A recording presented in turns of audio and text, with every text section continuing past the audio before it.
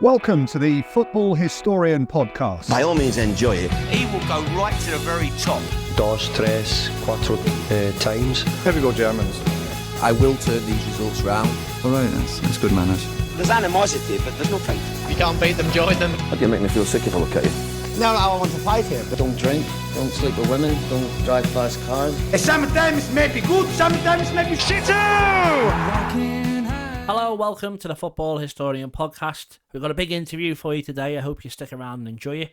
To start off, though, I've got a question from Elliot, who just said, tell us about John Beck. For some people, he might be a bit of a cult hero in terms of management in the 90s. For others, you may have never heard of him. I've got some facts and figures, which is why I've got my piece of paper in front of me, and I hope that you will enjoy the story of John Beck. So he's a bit of a mad manager, and to be honest, we could do a full episode on him, but as I said, here's some of his best tactics he used during his time as Cambridge boss. So all the players had to have a cold shower before the match, no matter the weather, no matter the time. One player, Steve Claridge, once cut inside from the wing to have a shot. Perfectly normal, you'd think, but no, he was subbed off within the first 20 minutes because it was against the game plan. Opposition dressing room thermostats, in the summer, they were cranked all the way up, in the winter, all the way down. He'd take a full under-18 team to every match he played away from home, with the sole purpose of cutting up the grass and ruining it for the opposition side. He'd also make sure that the opposition dugout at their home stadium for Cambridge was moved so far down the line they couldn't actually see the other side of the pitch, so in one half it was pretty much pointless the managers being there. He always put extra sugar in their vat of tea that was made for them before every game, and he'd instruct the groundsman to fill the pitch with as much sand as possible. This was so, in each corner, he'd have advertising boards with the word emblazoned across it of quality, and the job was for the players to play a quality pass to each corner of the pitch. The sand would then catch it in the floor so it wouldn't bounce, cross it in, score a header goal. He was a bit of a maverick, a bit of a nutter, but seeing the fact that within 4 years he took Cambridge from the 4th division to the semi-final of the playoffs to get into the inaugural Premier League season, it probably did work. He's an interesting man. There's lots more to learn about him. If you've got any time, go and have a look. Today's episode, though, is John Achterberg. It would always have been a massive honour for him to come in, but if I can tell you the fact he's literally moving to Saudi Arabia tomorrow. Today is his birthday on the time of recording. For him to come in and spend the time he did with us was a massive honour, so I really hope you enjoy it. John Achterberg, if you don't know, grew up in Holland, played for a few Dutch sides, moved to Tranmere, became a cult hero there, became a goalkeeper coach where he then moved to Liverpool, spent 15 years until this summer, again at time of recording, he left under Jurgen Klopp. He got a big send-off at Anfield, and the move to Saudi Arabia is to play with Steven Gerrard's Al-Ettifaq. It's, as I say, a massive honour for him to come in. Some really interesting stories, some candid stuff. He says even more on the Patreon special, the exclusive extra time section. Make sure you pay £1 to go and listen to that. For now, though, enjoy the episode with John Achterberg. It's fantastic. Thank you. Hello, everyone. Welcome to the Football Historian Podcast. I am delighted to be joined by John Achterberg. Thank you very much for coming in the garage. Just so everyone knows at home, it's your birthday. You're going away tomorrow. You've had a very busy schedule, and me and Warren behind the camera are honoured that you've made time for us, so thank you so much. So I'll get it underway for you, and I just want to say, obviously, you had 11 years at Tranmere, and then you made an immediate move to Liverpool, where you possibly been most well known as the goalkeeper coach. You started off in the reserve team, being the coach there, but how did it come about that Liverpool offered you the job? First and foremost, thanks for the invite, and it's always good to talk about Liverpool and Tranmere to an extent as well, because it was a big part from that. How it come about, really, basically I always did coaching. I started in Holland when I was 24, really always thinking, okay, after football I want to be a coach. So already did the coaching there. Then from my time in Tranmere, I started doing some coaching, and then Tranmere really didn't want me to carry on because they thought it would be too intense. So I stopped then, like 4 years with no coaching, and then I started doing my local course I had one in Litherlands, one in North Wales, Flint Town, and then one in Birkenhead, where I had my own coaching schools to try and find new talent and help improve goalies, boys and girls, and and then obviously I started doing the academy at Tranmere, and doing my licenses while playing. So I probably was doing like 5 year everything, playing, coaching. In the last few years at Tranmere was player coach really with the first team, and then obviously 38. I did all my licenses, and I for my last goalkeeping license, I had the outfield A license already and goalkeeping A license. I had to look at a training session basically from a Premier League team. So sent some mails out to Liverpool and Everton at the time. They were the closest one, so no one really reacted, but I had a few coaches working for me, and one knew Billy Stewart, who was the reserve team goalie coach at the time, and he said, yeah, no problem, just come and watch with the reserves, and you'll be fine to come. So I went there to look, and then Safi Valero was watching the training, and he was the first team goalie coach. So then he asked me if I would want to come the next day to watch the first team, and so I said, yeah, of course, cool. And then I went there. I had a few questions for him, how he did things and how he saw different things and stuff. And, I thank both Billy Stewart and Zafi for the time. And that was it, really, to be honest. And, go back to Tranmere, finish my A license and, carry on playing as you do. And, I think it was probably January, February where Safi then sent me a message if he want to meet for a coffee, and I didn't see anything about it. I thought he just wanted to talk about goalkeepers really, and so I met him. He lived in West Kirby and I lived in Morton, so I went over and did a talk about goalkeepers and stuff, and then went home really, and nothing else. And then he invited me maybe a month or 2 months later again. And I had actually my whole setup, how I saw things, written down what each goalkeeper should know from under 9 till up into the reserve team, how they what steps they should be able to do in each year in terms of technical, tactical, and positional, and communication, and stuff like that. So I said, I wrote this. I said, if you have a chance, have a look at it and see if you actually think a little bit like or what would you think can be, also something like that it was. And, and then left it with it. And then I went maybe another month or 2 months, and he asked me again. And I think after the third or fourth time, I thought, okay, he asked me so many times and he's really busy, so why would he do it and stuff. And I think in the last time he said, if I would be interested to do the 21 reserve team basically with all the academy, overseeing the academy. And I was 38. I probably could have played 1 or 2 years longer on, and then offered me obviously the job to do that. And I thought it would be the right step at the right time to do after playing. So then I joined Liverpool as the coach, if you like, in the reserves. Well, you were there for quite a while. Obviously coming from Holland to Tranmere, we'll talk about your playing career later. But obviously you've got quite an affinity with the area that you've stayed here so long. Yeah. I think your first team opportunity came whilst Roy Hodgson was manager. Is that right? Yeah. So how did that come about? How did you get promoted? Yeah, that was basically the year after. Obviously the club was also a little bit in the transition period. In that moment, the playing squad was not top really. Probably they had financial problems, so they couldn't get top players to add to what some of the good players they had and stuff. And obviously I went after 1 year on holiday, and in the holiday it was decided, I don't know if Benitez left by himself or stuff, but he stepped down basically, or left, and so did all the staff, and obviously Safi left as well. So I was on holiday, and then Sammy Lee rang me and basically said, John, we starting with Roy the pre-season, but his goalie coach is not there.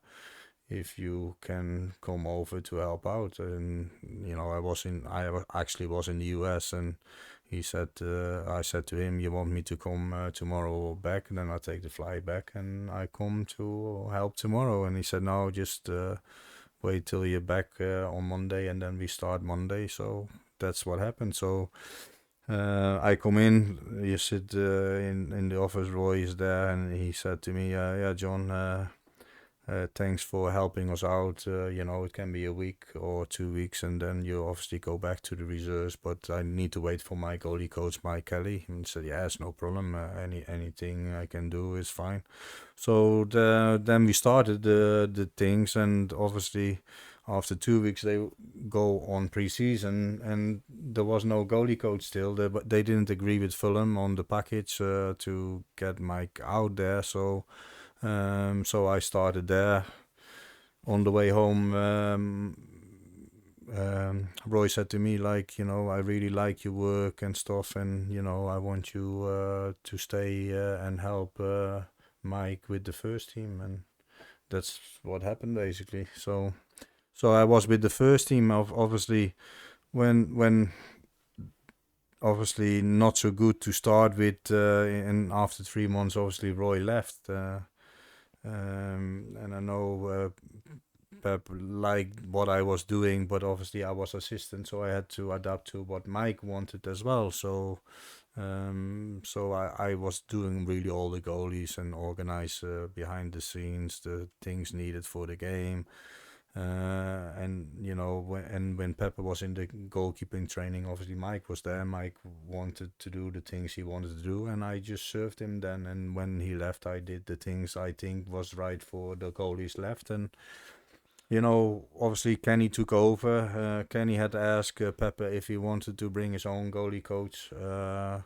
He would have wanted to bring Achterberg back. He was in the past obviously there, and he was with the national team in Valencia at the time, and Achterberg didn't want to go back to Liverpool. He wanted to stay in Spain and Valencia, and so Pep said, then I want to work with John because I like his work, and that's how it went. Yeah, so that's Pepe Reina, you're saying there. So yeah, so obviously that's a big vote of confidence, and obviously you worked alongside or worked for, I don't know how you'd say it, but a lot of great goalkeepers at Liverpool. I just want to maybe have a quick word about some of them. I think one of the first ones, obviously, who came after Reina was Simon Mignolet. There's an interview I read about you before where you were kind of saying you needed to be more aggressive. So just the famous you holding the big body bags and pushing into the players, and there's all the stuff in the training where obviously they're going up for crosses. Is that something you enjoyed, toughening up goalkeepers? And what was Simon Mignolet like to work with? If we talk about Simon, I think he was a top professional, and he was actually a better goalkeeper that he got credit for. And John Aldridge, I spoke this week, and he actually said the same. He was a really good shot stopper. Everyone said he was bad with his feet, and I think he improved a lot on his feet, but because he had a bad reputation, he never could be getting away from it. If you look at the playing with the feet situation, I think when he left us, he played for Belgium against England. And then I think he was clipping balls over players, over strikers, and passing balls in six. And then actually you could see that he was better. But the thing is, if you want to play out from the back, you need also the players around you to want to have the ball and making options and stuff as well. And he had, he probably could be more dominant and stuff. And we improved that fighting with the goalies. I think I did that on my own back because I thought, there's so much aggression, and if you play like West Ham and Burnley, you need to be aggressive as a goalkeeper. So that's how you try to aggress, obviously, Simon. But any other goalies, we had the young goalies, I did the same one because I all want them to prepare for this physicality. And, that is how you brain train and the goalie, but also make him learn how to handle these situations, to overcome not being bullied and conceding goals, really. So that was just one part of my exercises I did. And then if you look back, obviously the club puts sometimes this kind of things out, and then you see other goalie coaches take it over and doing this kind of things as well. And it's all good because I have no secrets anyway. Well, that's good. Well, obviously after him was Loris Karius, and again he was a young goalkeeper. I'm sure you were excited to work with. Yeah. It feels harsh to mention the game in Kiev, but that is what his career kind of boiled down to at Liverpool. Obviously you were there first hand. How hard was that for you and for him to watch him after what happened in Ukraine? You as a goalie coach, you win together, you lose together. So if the goalie has a bad game, it feels that you have a bad game too. That's how it works. But you always have to stay calm and calm in your mind to the outside world as well. Obviously, you get a lot of criticism as well if the goalie doesn't play well, which you have to accept. You're working in the biggest club in the world, so you have to deal with the positive and the negative. And if you have these situations, you try to stay calm, and obviously when it happened, you feel also bad inside for sure. But the first thing I did is when it happened, after the game you run to him and you get him off the floor and say, come on, you have to be strong now, and it's gone, you can't change it. You have to be with the players and be together. You win together, you lose together, and that's what I did really. Yeah, no, obviously he's struggled maybe to get a first team place back in the top level. Do you still speak to the keepers after you leave? Do you still speak to him now? There's not many goalies who I have no contact with. This week I spoke Pep. I spoke this week Simon, Brad Jones, Danny Ward. So just a few. Obviously I spoke to Ali. All the young goalies I work with at the club, I still speak to, So I think that also shows that you be always respectful with them and be honest with them. I obviously speak to Adrian as well. And, so I cannot tell you actually. The one but I only worked with him for 1 week. I think Cavalieri. Diego Cavalieri. Diego. I think that maybe the last time I spoke to him was a year ago. So, but everyone else, even Donny, I actually saw Donny in the US. I met him in the US when I saw Ali and Taffarel. So, you need to be having a good relationship, but you have to be honest. And I never wanted to be too close to the goalie either. I ask him on the training field sometimes how it is in the house and stuff, but I would always leave them to themselves after the football.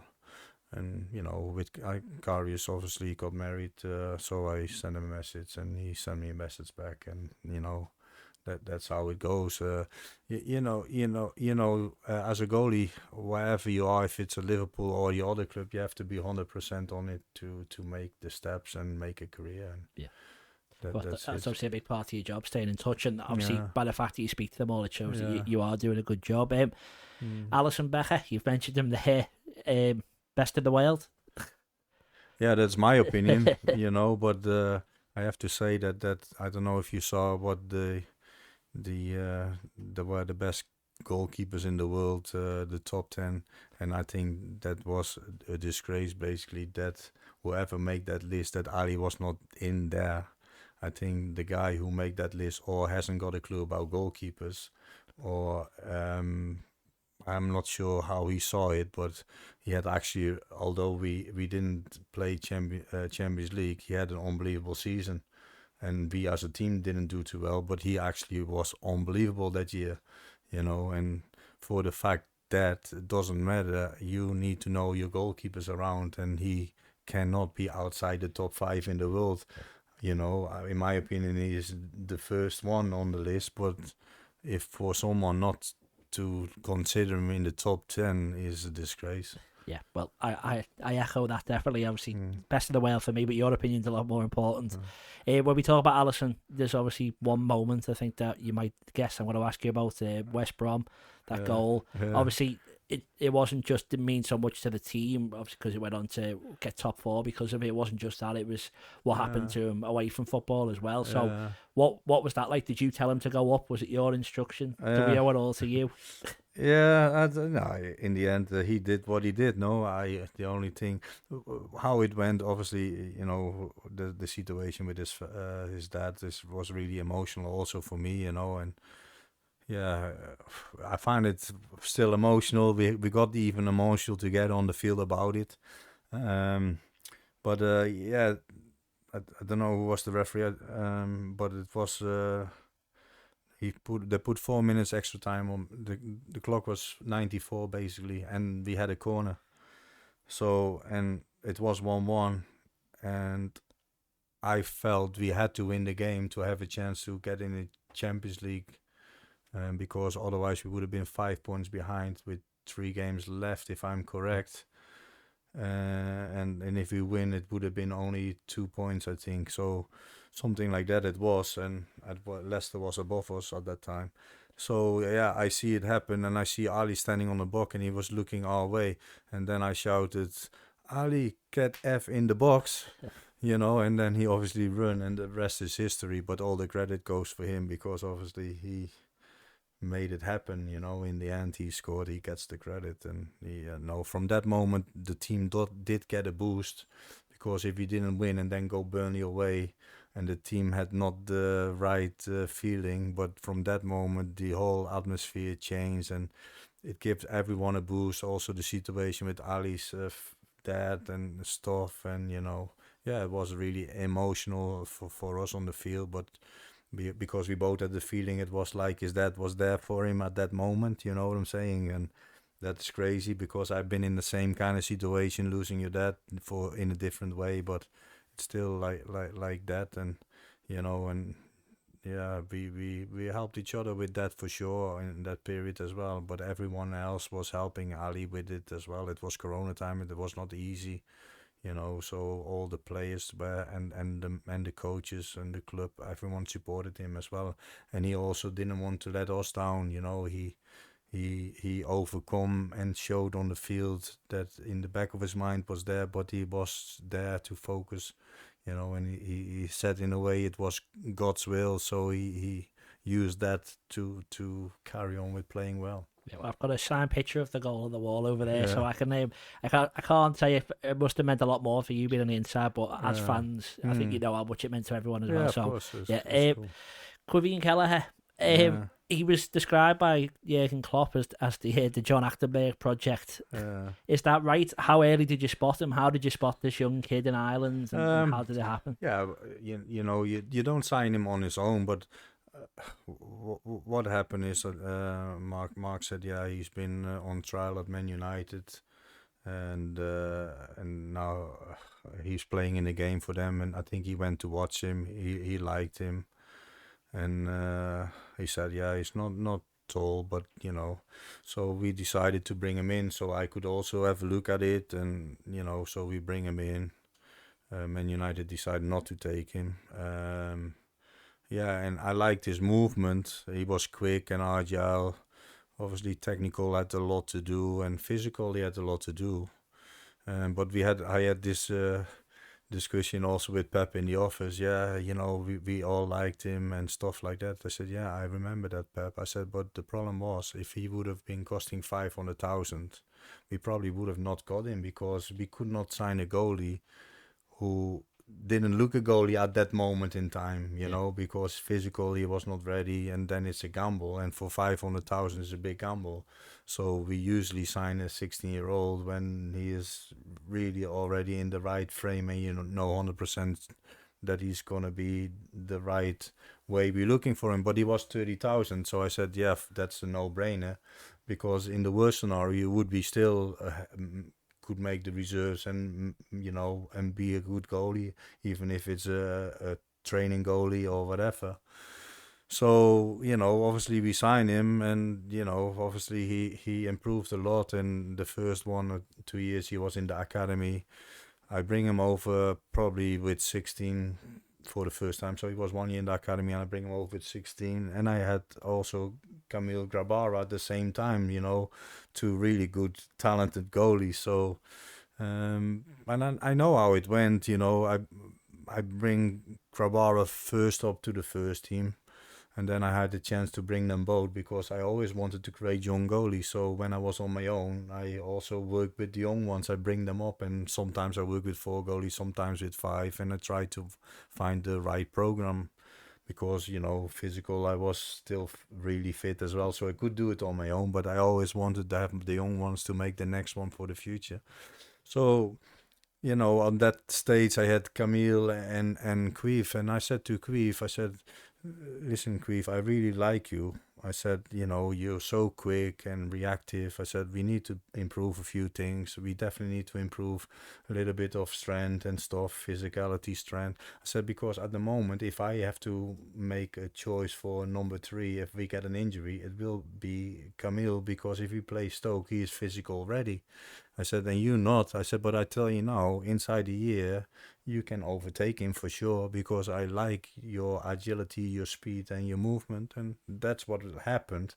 I have to say, Camille never wanted to be a number 2 goalie. He always wanted to play and be a number 1, and we created for him the right steps. And obviously, I always said that he will be also make it to Poland number 1, and obviously he already played for Poland as a number 1, and we sold him obviously to Copenhagen for 3 million, and now he's been sold to Wolfsburg for 15. So Liverpool should get still some money for him as well.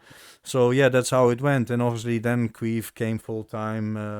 First one, Camille was full time, and then Queef came full time. I had them like a half year both together as competition and stuff. And then obviously Camille go out, and then Queef was there as a number 3, and we had Lonnes as a Lonergan as a number 4. And obviously at that moment he keeps improving, and that's how we worked. And from number 3, obviously in one stage we discussed it, and we changed with Arjen from number 2 to 3. Although that was for Ari a really hard period, but I always said, Ari, Queef is a big talent. He's done every training really well, playing well. So we all felt that was the time. I said, but we still need 3 good goalies. So we want you for sure to stay here also next year when your contract is out, because we need 3 good goalies, and you're one of them. And that's what happened, and he accepted it. And Adrian was an unbelievable good guy, and he did a really good job, win some trophies as well, and that's a bit how it went. Yeah, well, obviously, I was lucky enough to come and meet you at the goalkeepers mural wall. Obviously, the book Tommy Lawrence is right behind you. To have the keepers you've worked under, plenty of them on the wall. Obviously, the club's been very successful, but obviously so have the goalkeepers as well. So that must be pride for them, but for you as well, to see Adrian, Kelleher, Alisson all on that goalkeepers wall that you made happen as well, by the way. Yeah, no, it's great. No, it was the idea, idea really to do it, to bring the history, to show all the young goalies coming up. Like, if you want to be good and you want to be the number 1, you have to be like these guys, Obviously Reina is on it, and then Ali, and that was really cool, because me and Ali went for the first League Cup final. Obviously the boss said we make Keller the League Cup, so we get the experience, and the boss stick with it. We could have got a lot problems as well, because most of the clubs, when they go to the final, they change the goalie and put the number 1 in, and the boss said no, because it was in the first, I think it was the first final, where I think we played in the semis. We play Arsenal, if I'm correct, but Ali didn't play for like 2 weeks. So the boss said to me, John, I think we need to give Ali a game, because it's important that he keep the rhythm. And I said, yeah, I agree, and I think it's the right thing to do. So we had to tell Keller, okay, although you did really well, you made a few penalty competitions, one on the way, but this game, the boss said it doesn't matter which result we have on the away game, you'll be back in goal. So, and if we get to the final, you'll be playing. So, and that obviously happened. But Ali said, when we walked outside, he said, like, John, it would be cool, because we have Adrian already on the wall. He won the Super Cup on his first week, really, that we can get the Queef on the wall as well. I said, yeah, that would be really cool. And obviously that happened. So you know, obviously you were the person who made that wall happen, so that just shows that like, little extra bit of like motivation for the players as well. And now every day, Kelleher, even now when you've left the club, he still gets to see his face on that wall. So that's obviously so you made happen. But we're gonna have a quick break, and then we're gonna carry on talk about your coaching career and your playing career. No So problem. we'll see you in a sec. No worries. Welcome back to the next section of the Football Historian podcast. Sorry, Pete. I'm really sorry to interrupt you. Where'd you get that shirt from? Oh, this Latium one was just from Classic Football Shirts. Where'd you get yours from? Thank you. Mine's from Classic Football Shirts as well. Wow. Well, when I bought my shirt, I used the code TFH10 to get 10% off all orders. Did you use the same? I did. I used a discount code. I think it was the same as yours. Oh, TFH10. Oh, that's great, because if you want to get 10% off all your orders, you can use TFH10 at classicfootballshirts.com. Unbelievable deal. Hello, welcome back. Part 2. Thank you for not running away. Just first question on this part, I want to ask about Željko Buvac, the old assistant manager. I saw in 2017 that apparently there was a bit of an argument between the two of you when Adam Lallana wasn't subbed on. I read before. I'm not sure if you remember that, or what I was going to ask about was how heated does it get on the bench, either with your own team or with the opposition team? Oh, I actually cannot remember, but I have no problem with it, to be honest. If you're in the fire line, you know, I sometimes have it. I had it with Pete sometimes as well, or the boss have it with me, you know, or anyone has it between each other sometimes. One moment where you maybe or disagree, or you do say something or whatever. It's no big deal, you know. Obviously, you always have to be aware that because everything is in the highlight, that it can come on to note. But there was nothing with it. I could actually got on really well with Željko, and you know, obviously he is somewhere else now. I think he's technical manager in Russia somewhere. So, you know, there was nothing in there really. But yeah, that's how people can react to it. No, it's the same with the boss and Mo in the end of the season, a small thing. And you know, you don't have to be always happy as long as you get all where you want to go, and that's winning the game. No. Yeah, I'm sure it's the same with the players on the pitch as it is with the coaches off it. Yeah. Well, talking about other coaches, in 2018, Jack Robinson arrived to work with you, and then 2021, Claudio Taffarel. There was some talk at that time that meant you were going, or you were getting like a demotion almost, but it then turned to be like a team, a goalkeeping coaching team. So whose idea was it, and were you worried about them coming in? I think there was never any talk about demotion or me leaving, really, to be honest. That's probably from the outside world, maybe more. The boss said, just take yourself an assistant because, you know, you're getting older, you know, to keep the level up. It's easier to have someone to help you serving balls. And so I've been looking around to see which young goalies were out, because I didn't want to bring a mate in, really. Just wanted to ask people about opinions, and then we bring Jack, really. That's what happened. Then obviously when Ali come, when the decision was to bring Taffarel, was obviously Ali's.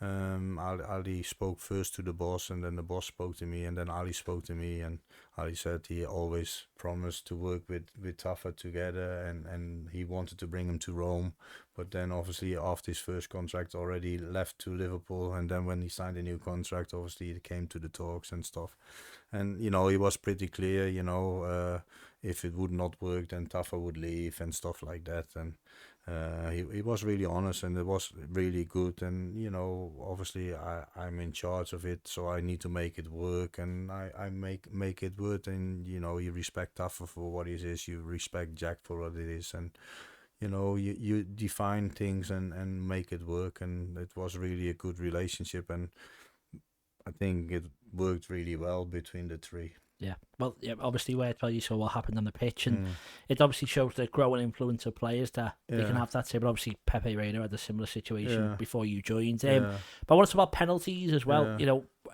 at time of recording, Jordan Pickford's water bottle's just been shown where he had stand still, dive left, hold. How much research do you do on opposition penalties, and then do you get a sense of pride when you say jump left, he jumps left, he saves it? Yeah, I mean, I've been doing this obviously for a long time, and I was probably pretty early with it, to be honest. You know, I'm not sure if there was many clubs did it in the start. I've been here obviously 15 years, so I was doing it as soon as I went. I actually did it in Tranmere already, but then I had to look for them myself. At Tranmere, I went to all the you had like every division, they had like a video thing where you could log in and look at the games and the highlights from the game. So I went through all the opponents we had to face and then tried to find the penalty takers, so I knew what was going to happen and what they did. So when I went to Liverpool, obviously I wanted the same, and I spoke to the analysts, I need this and that, and I want to do this and that. And then obviously after maybe 1 or 2 years, James Friends, who was with the first team, and he's basically in charge of the set plays when he came. And he's basically been full-time ever since with me on penalties, and we make the goalkeeping meeting. And he's unbelievable in his job.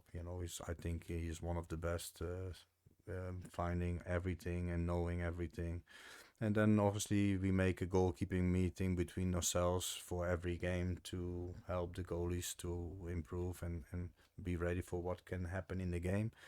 On the penalty side, we made it better and better, of course. He is in charge of that in terms of get all the data, and then we discuss it with the goalie coaches and with the keepers, and then we make decisions. And obviously, there's still some office penalty takers, but obviously all clubs know now as well that there is more research done, and they all making more changes. And then, obviously, every club or big club has this now. I can tell you now that the moment I think our recruitment guys, they had some information from Atletico Madrid when we played Real, and they give us penalty takers. But I can tell you that James Friends had like 50% more penalties from all the players than what they give us, so that shows you what level we had compared to Atletico. So I would say he's one of the best around, and I need to give him also a lot of credit for it. But obviously the idea to make it happen was my idea, but I was really front for how can we improve. But sometimes you ask the goalies, what do you think can we do better for the meeting? We make no crazy long meeting, it's like 20 minutes, but then you look at the set plays, penalties, free kicks, how we can play from the back, how to counter, what the strikers will do, what the opponent does, what is their way of play, and and then you try and make some training sessions for them to brain train the goalie for what will happen in the game. So the penalties is one side, but we do it in a different way. We don't send the water bottle out to tell the whole world what we're doing and stuff. So yeah, well, like that. I think Ben Foster said that Mo Salah went up to him at the end of the game and said, "If I'd have took a penalty, which way would you have gone?" It was obviously you maybe not work with them as much, but do you try and help the strikers as well, what they might do, or do you not get involved? We give the strikers information on the opponent goalies. We show them opponent goalies with penalties. We help them sometimes to discuss things. We did it with Millie. Obviously, he was the penalty taker before with Stevie G. Before, we give the information what goalies did and how they did things to make it easy. And Stevie would always. We had for Stevie always the penalties, so he could watch the goalie, and we have it for all the penalty takers. They can watch the goalie. We have always the number 1 and number 2 goalie ready, so if there would be change, they can watch the number 2 goalie as well. Suarez wanted to watch always the goalie for when he takes free kicks, so we have free kicks where the other goalie is in. So we're helping the players on that side too. Yeah, that is also a part what can help. But we have a lot of analysts who do a very good work, and Liverpool had really good guys in that positioning, really. Yeah. Okay. Well, I want to ask you as well about like third and fourth choice goalkeepers. I think it's thought of as the easiest job in football because you just go to train and get paid loads of money to do nothing. Yeah. I'm sure you'll tell me that's not right, but like players like Andy Lonergan who never played a minute of competitive football to Liverpool, how important is he to you as a goalkeeper coach and to the club that fans might not realise? Oh, I mean, obviously in the weight structure, it's always number one. Well, it should be that number one get paid the most, and number two a bit less, and number three a bit less. That's how it should, and it should be like gradual, but not always it happens like that because I think Andy Lonergan was on a lot more money than Keller, who was the number three, because he is a young boy in the club. They tend to give him a bit less money than you take someone from outside. But yeah, everyone knows his place. That's the most important thing, you know. I've been always pretty clear. Even the situation that was not that easy, you know, when we had Simon and Loris competing for one place, and then we had Danny Ward. Don't forget, he was a really good goalie. Sold him for 12 million to Leicester. But for me, he was as good as them too. You know, he played the two games in the end of the season. I think it was Bournemouth away and Swansea away, I think. And he done really well, to be fair, as well. And obviously, he showed it. He's still Wales number one. Obviously, the problem was he went to Leicester as a number one goalie, but then Schmeichel didn't get sold and decided to sign a new contract, and then it became a little bit a difficult situation for Ward. But Ward had really good qualities, and he is also one really what came through as a young goalie from the under 18s to the first team, and I had Wardy probably 3-4 years also with us. So yeah, on that side, it's all good really.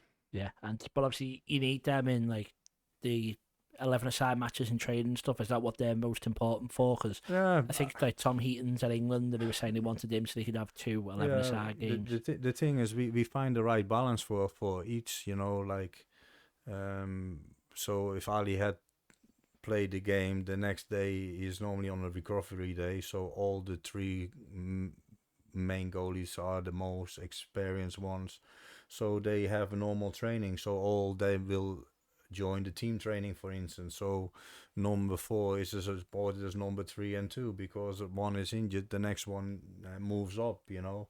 So I always treated everyone the same in that way. We make the same kind of program for each goalkeeper to have the same fitness level. So obviously number 1 and number 2 get the same for each game, because they both have to be ready to play. So the day before the game, number 2 would do exactly the same training as number 1, because you don't know what will happen, you know. But then the number 2 obviously have extra training the day after, you know. So on the after the recovery day, Ali is back in training, so we always tend to keep Ali the second day the whole session with us in goalie training. So number 2 and 3 and 4 will do still the team training. So we find a balance, so they all get used. Yeah, the only thing is, right, number 2, 3 and 4 will not make too many minutes playing wise. But if you have a young number 4, he could be playing in the reserves. So, you know, we had obviously Adrian as a number 3, he don't really play in the reserves, and Keller played in all the cup games. So, but then we had Fabian, Marcelo and Harvey Davis and Viet, who was on loan, done really well, you know. So we had one of them playing in the reserves. In the start of this season, we couldn't get everyone out on loan, so they all 3 play one after each other in the reserve. So in gym it's the same. We try to make the right gym program for each individual, how to improve, you know. So it's a big process, but if you do it enough, you'll have it all stored in your head to do. Yeah, I'm sure it sounded like a lot of juggling, but yeah, I'm sure you know what you were doing by the end of it. I just want to ask again about Peter Kravic. Obviously, you're leaving Liverpool. You've had a lot of interviews. I watched the one that the club did where you're all sat there, obviously having like your meeting. It was, obviously it was recorded. He told a story about you shouting "Kill them now" to the Man United bench or during the game. Can you just explain that story and why he found it so funny? Yeah, it was a bad language a little bit, really, because yeah, it was like Man United, obviously Van Gaal and was the manager. So, obviously we a little bit Dutch, but it's more like Liverpool, Man United. That feeling you always have anyway. So, but nowadays, really for us, everyone is really like, you have the Derby, you have Chelsea, you have Man City, you have Arsenal, you have Chelsea. So they're all big rivalries in the end now. So, but if you play for Liverpool, you want to win every game. So you get a little bit uptight with anyone. But Man United is obviously one of the biggest rivalries. So, and then obviously we getting in a better period really with Liverpool with good players, and I think it was Coutinho and there and all that period it was. So yeah, we were 1-0 up. I think it was the Europa League, and or 2-0 probably. It was our home, and then I think one of our players go 1v1, and I jumped up. I said, "Go on, kill them effers, kill them now." And then obviously it was loud because the benches were still close together. It was the rebuild was not done. So Van Gaal stepped up and he was turning his head and he's looking behind. And that was obviously me and Pete. He could not stop laughing. So we had a lot of funny moments on that as well. Because although you're a goalie coach, but you still have pressure on you work for Liverpool. You expect to win everything. So when we winning or scoring, like the celebrations is always a bit of a release from the pressure. That's how it was with me, and I had some funny celebrations, if you like, but one was really expensive when I got the Newcastle. Newcastle. I was going to say that you got charged for abusive and/or insulting gestures towards the bench, but that was Carvalho's last minute winner. Was it that one? Yeah. Well, I probably did similar to the Newcastle fans. It's just that you're unfortunate you're with the camera on you and with people getting watched. Maybe. Yeah, the problem was, they were playing like Atletico Madrid tactics, and faking injuries and and making 6-minute throw-ins, and that's play the game and do normal and not be like silly like that. No, show that you have balls to play and not like playing like shit houses really, and that's what they did. Try to kill the rhythm and then, but the referees are the main as well. They all let it happen, and they should deal with that better. But obviously they don't get instructed very well, I think, in them situations. So, but yeah, we have a big issue with them anyway, I would say. Maybe don't go into it too much, but I think a certain assistant manager there as well has quite a reputation of having too much to say for himself. But I don't want you to get into trouble again. No, I mean, what happened? Obviously, we scored in the last minute, and because all the frustration, and they were fighting a little bit because they reacted to the boss as well, and I jumped up and celebrating, but it was more that way because we scored that way, and then. Yeah, I thought the fitness guy threw the water bottle our side first, and then I reacted off that. But you can have that discussion, but I just put my 2 middle fingers up and told them where to go, and obviously got charged because I was on the field. So, but still good though, wasn't it? Yeah, it was really expensive, but I would have done it again probably because you feel like that they are cheating the game and no one reacted to it. Yeah, but I was there as well. I think Joe Linton spent most of the second half on the floor, I seem to remember. But yeah, we'll move on. I want to just finally talk about Jurgen Klopp and your Liverpool career. Obviously, I can't put into words how much he means to me as a Liverpool fan. I'm sure, not only as a fan, as a friend, as a colleague. Yeah. Just first of all, before we go into you leaving, how much does Jurgen Klopp mean to you? Yeah, he's an unbelievable guy, and my wife will say he loves the people, and yeah, we all love him, for what he is. He's a really good guy, and you can talk with him about everything, and he knows how to treat people, and his man management skills are. Well, he's probably one of the best in the world, really, if not the best. For Liverpool, he was definitely the best manager in the world, I think. There's not many top managers in the world, and he is one of them. And I think for us, he was the best. And, it's a big to fill his place, and I hope Arne Slot will do well. And he has a really good reputation in Holland and done well with Feyenoord AZ and play attacking football. And I think people say in Holland that he's probably the best manager in the last 30 years in Holland. So that's a good sign if people in Holland say that.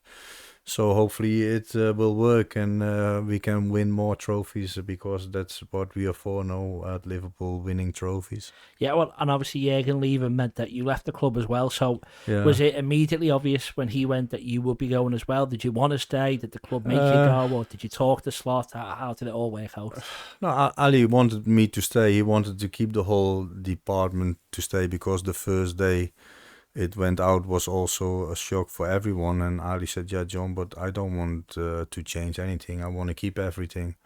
I said, yeah, I understand. I said, but when this happened, my contract is finished in the end of the season.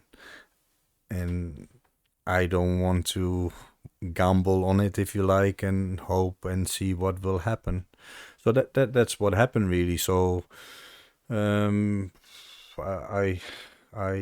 texted with Mike Gordon and said basically, I don't know what you're planning and stuff and what the ideas are, but I think it'd be silly to change the goalie department because it runs well. But, obviously I cannot make that decision for you, but I can only say that obviously my contract is running out and I have to start looking for a new job. And obviously I went and started looking, and that's how it went. And then obviously I told Ali, I said, yeah, I have a chance to do this new job.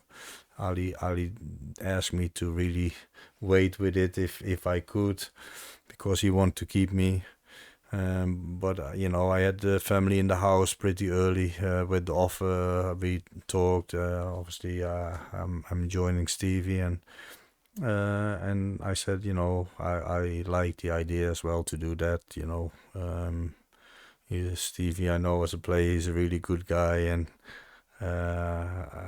he's been a great player, and he's been doing a good coaching job at Glasgow. Obviously, Villa, and not everything went perfect with a lot of injuries. It was not easy, so he waited for a new job and got there the chance to do something. And he asked me to help to make a goalkeeper department and try to improve the goalies. And it's a good adventure to try and creating Saudi goalies. So that is the plan. Obviously, we need to find a new goalie, and it's a good thing to do. And in the end, it was the right thing as well, because obviously Liverpool wanted to change the whole department basically.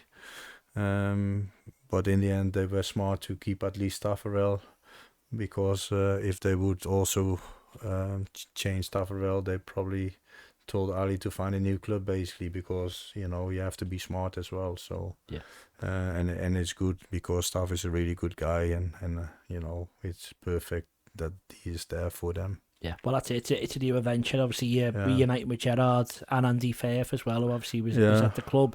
I know you've just said it there, but maybe we talk about just Saudi football. Gini Wijnaldum's there, seems to be enjoying it. Jordan Henderson didn't spend so long there. Yeah. Are you worried or excited? No, I'm not. I'm not worried. I actually, when I spoke with Stevie, when he asked me, I said, yeah, I like the idea, and I look forward to a new challenge as well. It's good to do a new challenge for sure. It gives you energy. And I said, to be honest, I can work anywhere. I always actually wanted to work all USA. I would work in Thailand or Indonesia or Qatar, and obviously now this is Saudi. I have not really some kind of feeling, I can only work in the Premier League or I can only work there. I would always consider everything, to be honest. And I didn't look further as soon as I spoke with Steve. That was pretty early, maybe 2 or 3 weeks after I had the conversation with the boss. We were on the right way on when the boss announced. Then 2 or 3 weeks later, I was in this mode already, and And I said to my wife, I said, we cannot gamble to wait in the end of the season if I have a job or no job. I've been here 15 years. They know about me. They can know what they want. So all is good. I leave on the front door. I had the best time in my life for sure. And at Liverpool, it's in my heart. But the family as well. My kids are diehard Reds, and they find it really difficult because they were only 4 and 6 when I joined them, and they've been nearly every game all the time, and hopefully they can still watch a few games, because obviously we have no season tickets, so it's not going to be that easy to get to the game. So, but yeah, we will keep following it, and for sure we will watch with the staff in Saudi the games from Liverpool and stay up to date with it, and hopefully they really do well and winning more trophies, because we all Reds, we all want them to win, and we want all that Liverpool stays on the top of the trophies in the UK. That's for sure. Well, yeah, fingers crossed. Well, we'll have another quick break, and I want to talk about your Tranmere career. But thank you very much. No worries. Hi, I'm Warren, the producer for the Football Historian podcast, and we're here today to talk to you about the Patreon subscription. Yes, so for just £1 a month for the first 100 people, there's a lot of benefits that you get, and I think £1 is a terrific deal. Pittance, yes, £1 only, and you get early access, which means at least 24 hours before everyone else gets the episode, you get to watch it. There's also an extra section, we call it the Football Historian Podcast Extra Time, and we ask all the questions to the guests that no one else gets to see unless you're a patron. And on top of that, you're the ones who get to ask the questions. You send them in, we tell you which guest is going to be coming and sitting in this chair, you ask them, we record it, you get to watch it, no one else does. On top of that, we do a monthly special, we did one last night. It was a quiz, you were there. Yeah, bedlam and great content. Yeah, so hopefully you can watch that. As I said, we've got a round on Linvoy Primus or Lionel Messi. We've done mastermind stuff, all that. That's going to happen every month. The bigger this grows, we're going to do it even more regularly. Hopefully it'll be once a week. But we need your support. So to do that, £1 a month for the first 100 people. Your early support will be rewarded. From then on, it's £3 a month if you want to support us. If you want to pay £5 a month, you get all that we've just mentioned, but you get a poster. Warren will sign it, I'll sign it, all the lads. We'll get a few of the guests to do it as well. We'll send that out to you, and then for £10 a month you get all that, the poster, all the early access, and you get a free copy of any of my books. So I've done one on Billy Liddell, Crossing the Park, Tommy Lawrence. They're all worth at least £20. For just £10 you get a copy of the book, all the stuff we've already mentioned. We'd really appreciate your support. We cannot do this without you.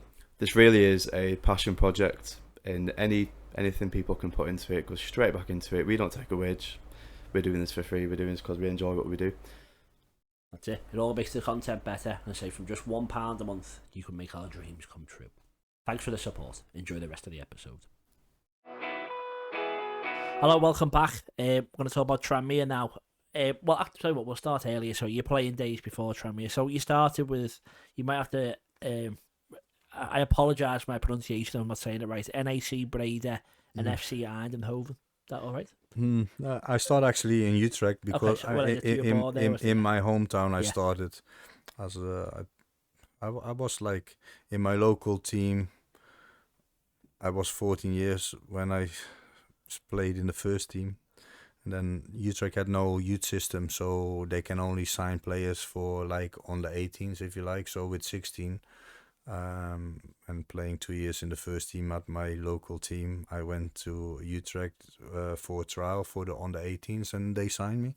So I had 2 years in the 18s, few bad injuries. Then the third year I was in the reserves, and then I was 3 years the number 2 goalie behind. Obviously, Van Edel was the number 1 goalie. So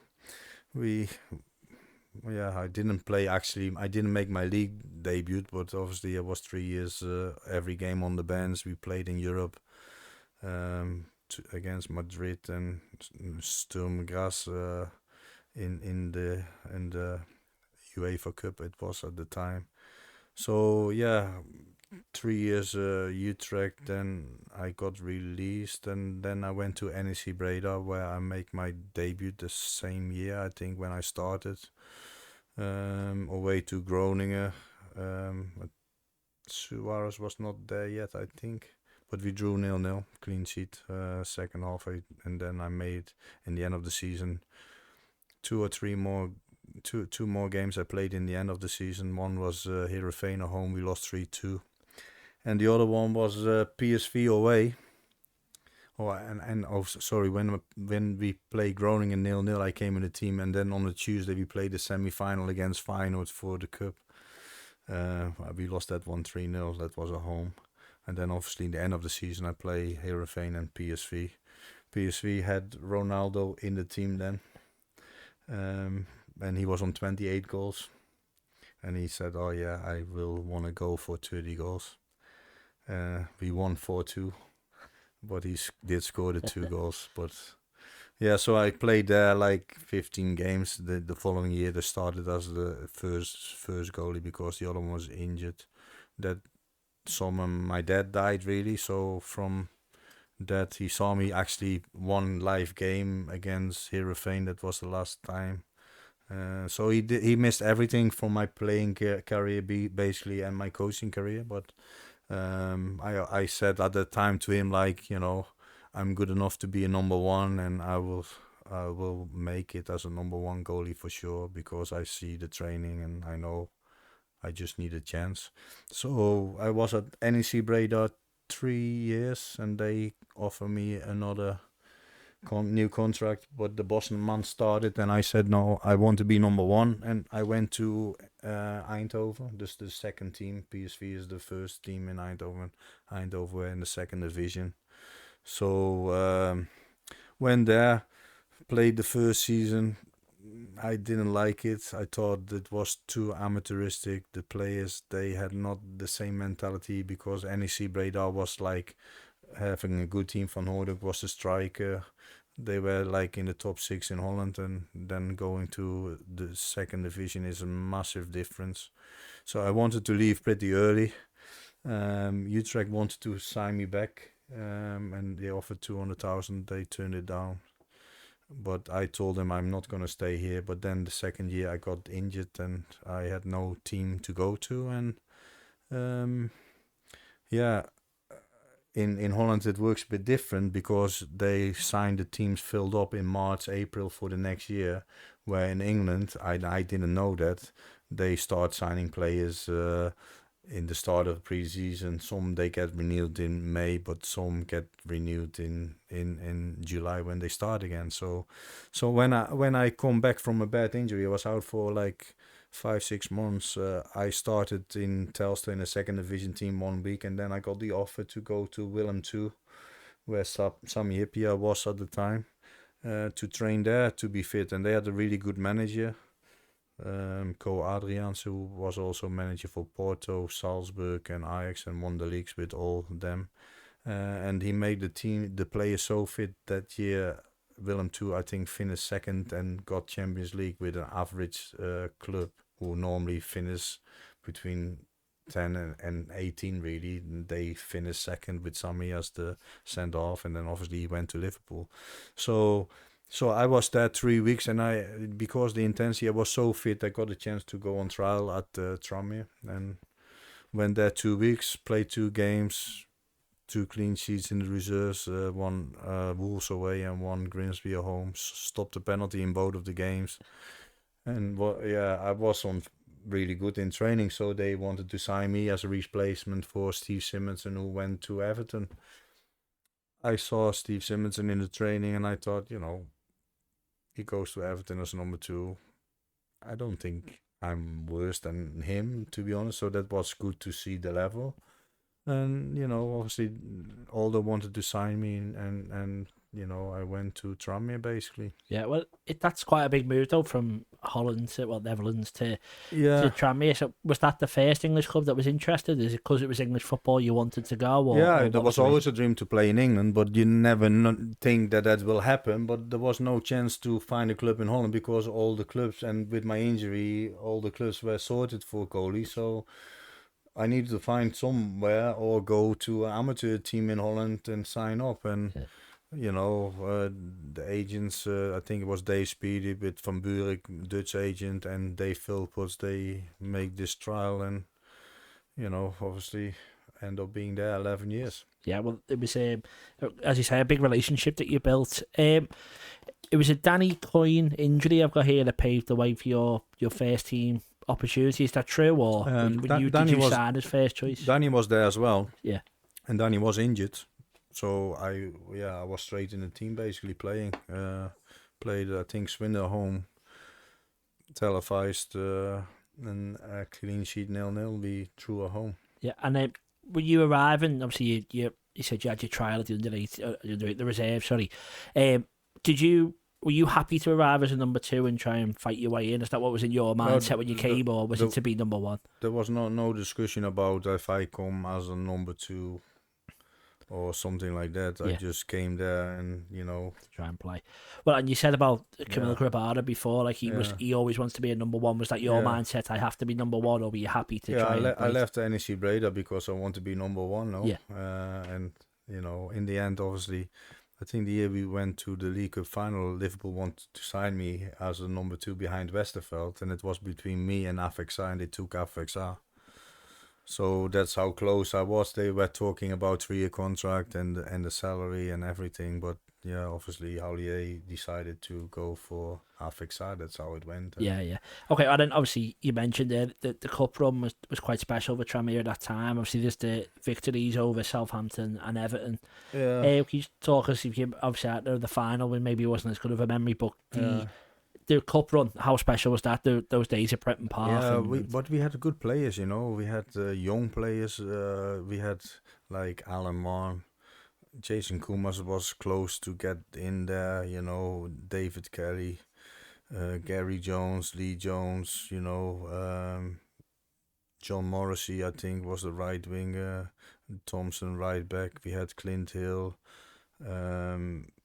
John McGreal, so really good players, and there was some, Liam O'Brien was there still, the internationals, all can play. We had a really good team, and the problem was obviously we got into trouble when we played in all the cup games. And I was telling Aldo this last week, the problem why we got relegated was we had to catch up like in the end of the season, like 5 to 7 games.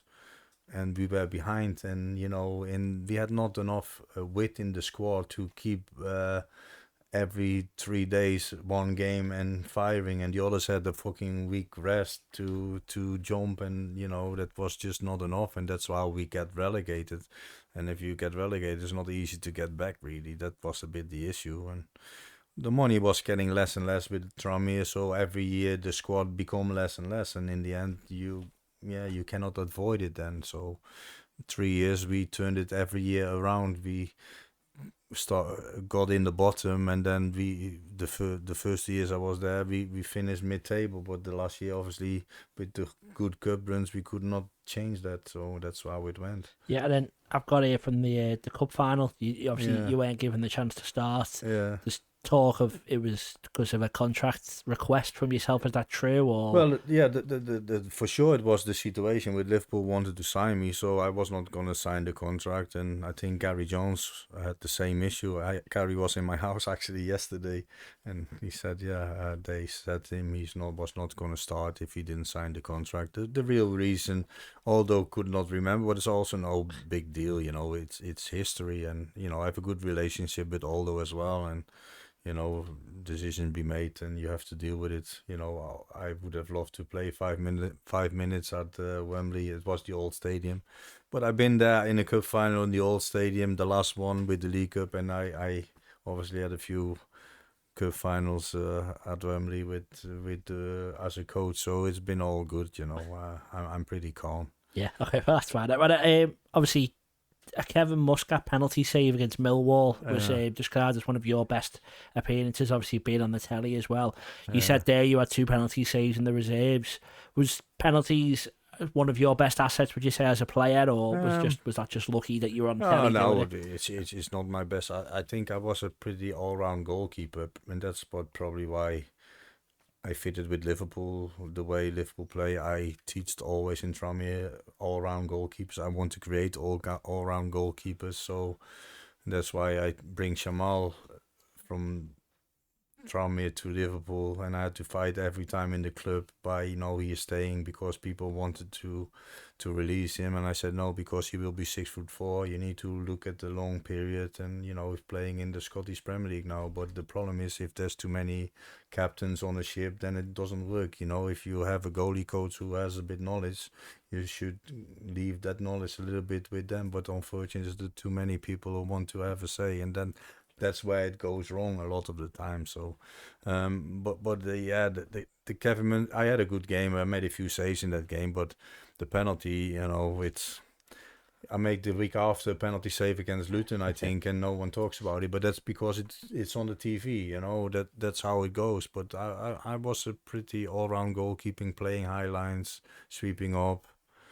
I could kick the ball from 18 to 18, so we kicked the long ball in Tranmere onto Wayne Alisson or David Kelly. Second ball was trying to score, really, and we had Dave Chandler throwing the ball from the halfway line in the box, so every second ball was a chance as well. So we had a really hard team to play. It was a little bit like the Sean Dyche Burnley at the time, or the Everton he created now, if you like. So we had really intensity, and Aldo was a really good manager in that. He made a lot of hard work, and he screamed at the players. He motivated players really well, and then we had Celia as the assistant to help with the tactics as well.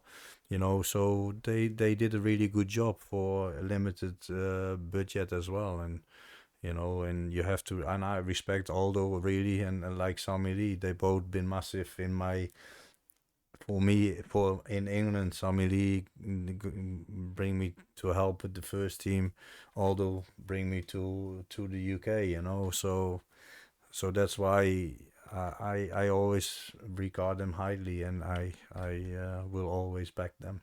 Yeah, great. Well, you had such a long career at Tranmere, but it nearly didn't end very well. I think it was in 2007 they released you. There's no testimonial offered to you. You end up staying at the club, but I think there was quite a bit of outroar from Tranmere fans at the time. So what was that like for you when that happened? Yeah, it was great what the supporters did. They started a petition against the club, and they wanted to get the national television involved. Crazy, but that's how it went, really. I mean, I think I was 9 years in the club, and I got back in the team, and then got a short back pass. I did my posterior cruciate, so I was injured. So, but I was doing weights and stuff, and Tranmere said to me, "Oh, we cannot offer you a contract because we're not sure if you are fit." I said, "We can go outside on the pitch now, and I can dive left top corner, right top corner. I kick the ball as far as you want because I can do everything. I'm fit now." But they said, "No, you have to come back in pre-season." So I remember I ring Vaughan. He was the chairman at Chester, and I asked him if he was looking for a goalkeeper, and he offered me a 2-year contract. So basically, obviously, the supporters started the petition and stuff, and I went to Chester. So I drove on the way to Chester, signed the contract. Tranmere ring me on the way, and I thought, "Fuck you, I'll see you later. I'm going." You can bleep that if you want. And then I signed the contract, went back, and then my wife said, "Oh, they've been on the phone," and I said, "Yeah, Monique, they don't want to give me the contract. So what do you want me to do? It's not. You need to look after the family, no." So then she said, "Oh, they asked you to come in too." So I went there, and they said, "We want you to stay." I said, "Yeah, I'm not gonna stay." I said, "You want me to come back in pre-season to see if I'm fit?" I told you I'm fit. And I wanted to show, and you said no. So, I have to look after the family. So I signed there 2 years. So if you want to change it, then you have to ring Chester. I said, "But there's one thing." I said, "I'll get the testimonial in it as well." Yeah. Because I deserve it, because I've been here 11 years then if I signed 2 years. So that's what happened. I was player coach. and got a testimonial. And Tranmere was a good time, but the contract was always a problem because there was players on double money than me, and I was player of the year, and they always tried to take the money off me because they know I didn't want to move the family and I wanted to stay, so they tried to use that as well. And yeah, that's the problem if you are a club who haven't got a lot of money. But yeah, you also sometimes have to be smart and reward the right people. But I had a great time, so I'm still supporting Tranmere now and hope that they do well. And that is football. That is obviously how you see it from your point of view as well. And I can understand it now. You coach also from the club's point of view or from their side. Yeah. But on that time, you have to find it for your own right, if you like. And I hope that Tranmere find the investment they deserve, and they, when Paulius come in, they try to change a lot and have nice training facilities and stuff, and they have still a nice stadium. It just needs some investor to help them really to can get the club a little bit higher. Championship is probably the max they can reach, but I think they should be higher than League Two, but you need a bit help. Yeah, well, that just shows fan power as well there. Obviously, that you had to earn that by them loving you so much, but for the fans to have so much respect for you, that must be a lot as a player as well. It's cool, and I felt it this summer really, and it was pretty emotional. With the fans at Liverpool, it was crazy too. The reception I got when you're leaving, the week leading up to it, it was pretty emotional. It was not easy because you've been there 15 years. It's just a big time of your life and probably the best time of my life. I made so many friends, and I get so many positive, humble comments. That's really touching, and it makes me emotional. Really, I found it hard to not get emotional of it. I actually feel it coming already. So, but it was unbelievable, right? And I enjoy every day. People sometimes said, "Oh, you will have a day where you don't want to go in," but I have the best time of my life, and I had a great time at Tranmere. Ups and downs you always have, and I hope that the club can carry on winning things, and that they make the best of it, and that they can make a new area after Klopp really, and respect the history and making more history. That is what we want, no? Yeah, well, that decision to move to the Whittle in 1998 couldn't have gone much better. We look at everything that's come from it now. So obviously that says a lot about how good you are as a player, how good you are as a coach, that people are so upset to see you go at both places. So that's a testament to you as a person as well. And I always make time for everyone as well. That probably helped as well. But I always thought, I'm no different than anyone else. I want to be the best in what I do. Create the goalies. I wanted to be the best goalie, and I want to be the best goalie coach, and I wanted to create goalkeepers, and and I think it showed in Tranmere. Tranmere never had a young goalie making the first team before I came, and I think of all the goalies I started working with, they had 5 who made appearance in the first team, and some played one played in Scotland, one played in South Africa, one played in the League of Wales, 2 moved to Wrexham, one moved to Wrexham, so, and some then end up in non-league. So if they back you and let you do the right thing and get you backing, then you can produce a lot. And obviously Wardy made basically the number 2. Kolaxi made the number 2. Krabara been a few times number 2. Obviously Keller has been number 2, but is really a number 1. I said to Keller like 5 years ago when he had not played too many games, I said, you're better than the gear. I tell you now, you're a lot technical, a lot better, kicking a lot better. Your reactions are a lot better, but you need to play to make it happen. And hopefully he gets a move because he deserves to be a number 1. And if you have 2 goalies like that, you probably have the best goalie squad Liverpool probably ever had on a number 1 and 2 position at the same time. It's crazy, but it was really enjoyable, to have them like that. Yeah, well, that's perfect. We'll leave it there for that bit, and then we're going to talk a bit about football history before we ended up. But but thank you very much. We'll see you in a sec. Are you looking for a Kazakhstani football team to support? Then I think FC Kemay is the team you should support. Do you agree? Growing up as a child, I always had FC Kemay posters on my bedroom wall. Well, and all the children of the Kazakhstani future will have FC Kemay posters on their wall because FC Kemay is the team to support, and because of that, Tom has made us a chant that we're all going to follow. So, up the Kemay, up the Kemay, up the Kemay. Make sure you follow them on all the social medias. All the posts and all the things you should follow will appear below us right here. And you should be a supporter of FC Kemay. Live, laugh, Kemay. The debate. Welcome back to the final section, Football Historian Podcast. John Achterberg, thank you very much again for being here. It means a lot. I wanted to ask you about you as a fan and your love of football before you got involved in the game. So what is your first memory of football, or the first game that you remember going to? My first memory was FC Utrecht against FC Den Haag. So fan-wise, it's a big rivalry. Utrecht and Ajax is the biggest. Utrecht and Feyenoord probably second biggest, and then Den Haag got relegated for they are out the last 30 years. But Den Haag was always big rivalry with Ajax, Feyenoord, and Utrecht, and there was always fighting and stuff. PSV was more like called a bit of the nicer clubs, if you like, but them, because they are in the center of Holland, they are more the rougher clubs, if you like. And so I went to that one with my dad. My dad first one, I must have been, I guess, 7, 8 or 6. So we won 5-0. So that was a good game.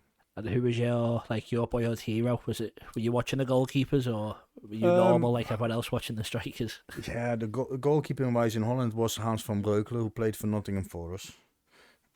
Funny enough, he was my first goalie coach at Tranmere, Neville Southall.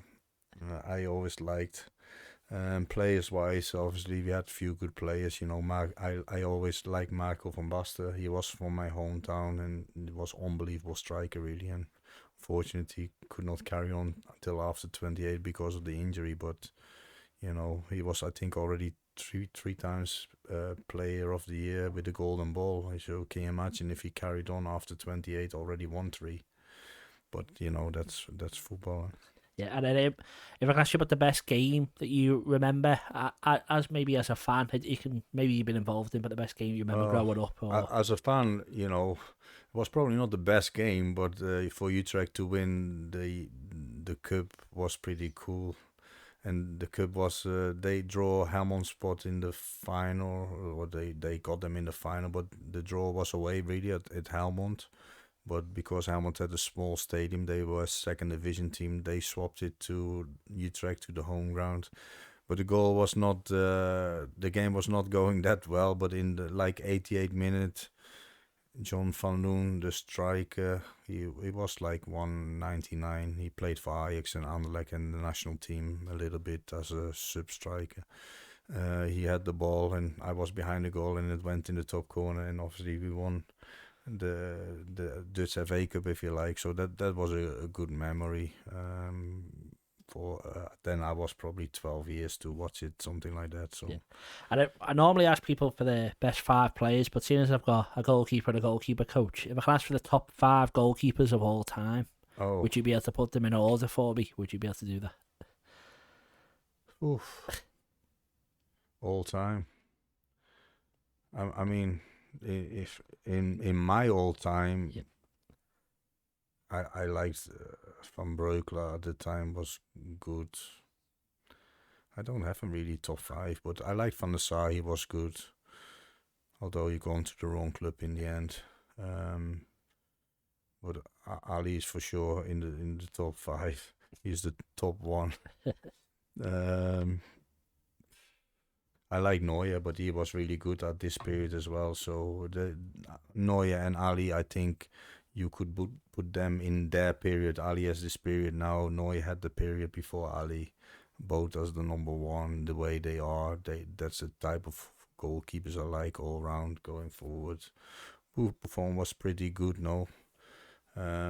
So goalkeeping wise, you know, and I love Keller as well, you know, although yes, he needs to have a bit more long-term playing to show if he can get to that level. At the moment he's showing a really good level, but this type of goalkeepers are, I call them like jumping athletes, you know. They have to be able to do everything. They have to, because shot stopping, you know, a lot of coaches, they nowadays they think they need to play more with the feet. You still have to make match winning saves, and if you not train hard enough to make match winning saves, then the goalie will never get the level, you know, because a goalie with his feet doesn't win you the game. He can help you to counter attack a game, but you still have to make at least one.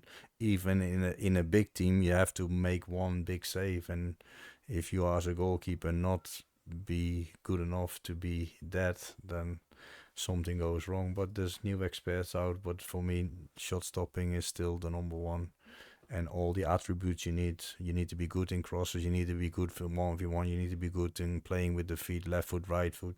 You need to be good in defending the space. Some goalies standing only on the line. If you are an all-round goalkeeper, you can defend the space if the team plays a high line. So you can play in any team, and that's the goalies I like, and that's always the goalies I would teach. Great. It was the first name he said there, sorry, and before Van der Sar. Van Breukelen was the Dutch one. Who says he played for? He played Nottingham Forest. No, so that was the PSV. He won the Euros in '88 with Holland. Right. Okay. But you know, Neville. It wasn't in the time of Neville Southall as well, really, to be honest. So there's plenty of good names there. You know, you had the Belgian goalie. Paf was good for Bayern, no, but. Players wise, you know, you had Maradona, no, Cruyff, and you have Van Basten, you have Messi, you know, so there's so many good players, ones, you know, and if you look at what we had at Liverpool, you can make so many good players.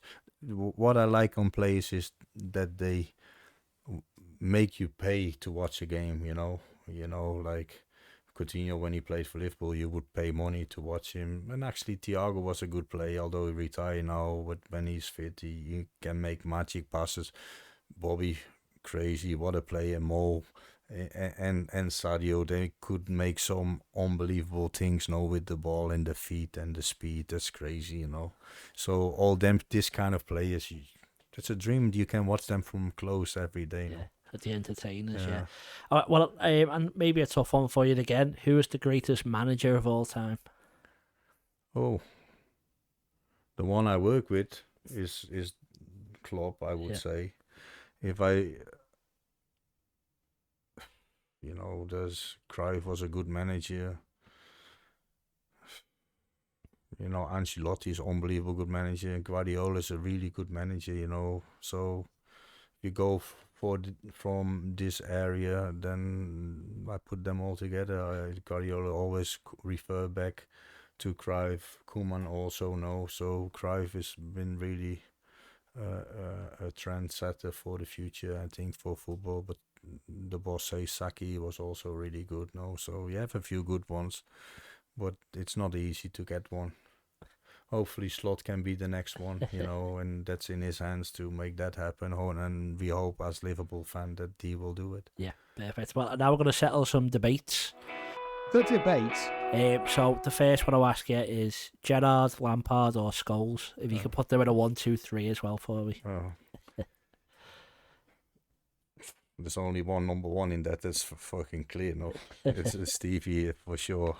He had everything, and the other, Lampard scored probably more goals than Scholes. Let them decide between them two. I don't care. Stevie is on the top, and that's all that matters. Right, perfect. The next one is Pele or Maradona. Yeah, that's a tough one. Maradona did a lot crazy things, you know, and Pele as well. I couldn't name one. They both were slightly different areas as well, no, because you can put Messi in there as well, really, you know, if you have them three. come on, you cannot make a really choice. And actually, Cruyff for Holland was unbelievable. I think it's not fair, you know. It's you just have to enjoy this kind of players if you have them. And yeah, I you know, because always they say Ronaldo and Messi. That's coming up, don't worry. Yeah, but Messi is more something I like because he can do something magic, and Ronaldo is obviously an unbelievable striker as well. So it's just personal opinion, though, in the end. Yeah, okay. Well, the next one, Messi or Ronaldo? Are you going to answer that one? I would go for Messi because I like this kind of crazy magic. But when we played him, I thought he was a diving cunt. So, yeah, that's true. And I think he has sometimes the wrong arrogance a little bit. So, and I don't like that. I like this football skills. But when we played him, he was fucking diving, get the free kick, and then scored. Yeah. You know. Yeah. So it was on Fabinho, wasn't it? It was never. I liked it when we played him at home and Robbo smashed him. So I thought to something, you fucking do him, cunt. Can we put it out like course, this or not? But that's no problem with me. That's how I talk as well in open. But you know, sometimes you have to be careful. No, that's absolutely fine. Don't worry. Yeah. Well, the next one I'm going to ask then is, if Messi and Ronaldo are the greatest players of the last 20-25 years, who do you reckon is the third best behind Listen, them? and I tell you, that is also wrong, and that's where it's corrupt. Ali not being in the top 10, and then Mo, that year, he was unbelievable, and Messi and Ronaldo were nowhere near him, and it still goes to Messi. That's a scandal. Yeah. Because Mo was the best player at that season to win that top trophy. So would you say he was the best of the third best behind them of the last 20 years as well? Yeah, or? in this period he was unbelievable as well. But you know, Suarez was crazy good as well, no? Yeah. And Bobby and Sadio. You know, I don't want to discredit anyone. They were so good and they helped us so much. We had the best front three for a period, maybe 3-4 years on the bounce, you know, I would say. Yeah, definitely. I'd agree. Then the next one may be a bit tougher. Who is the greatest team to ever have played the game? So it can be Liverpool for that 2-year period, 3-year period. It can be Barcelona under Guardiola. It can be Brazil 1970. Whoever you think. Who's the best football team? So, yeah, we were unbelievable, you know. I think we were the best team for that period for sure. And the way we played, the energy, we could beat any team, any best team probably as well in the world, although you had the Barcelona team. But the way and the style we played, we could have beat anyone. So it's disrespecting. I don't want to disrespect any team in that way, you know. That's just moments and periods. And City has been pretty consistent now as well for a period, so you have to give them credit.